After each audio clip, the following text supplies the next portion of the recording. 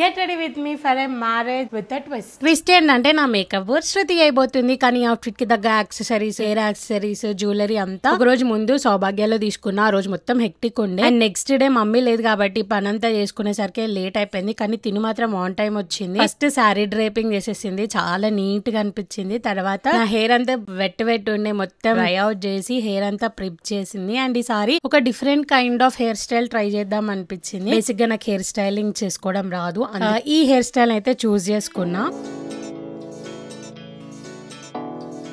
2 years ago కనిపించిన John he suggest and తిన profile నేను ఆల్రెడీ చూసినాను, అట్లనే తిను కూడా సజెస్ట్ చేశాడు అనమాట. జానీ లైక్ మా ఫ్రెండే అక్క చాలా బాగా చేస్తారు అని సరే లెట్స్ ట్రై అని చెప్పి పిలిపించిన. కానీ she was so composed and అంత టెన్షన్ పెడుతున్నా కానీ చాలా కూల్ గా కామ్ గా చేసేసింది. నాకు చాలా నచ్చింది. ఈ టోటల్ లుక్ ఎలా వచ్చిందో అనుకుంటున్నారా? అయితే వెయిట్ ఫర్ పార్ట్ 2.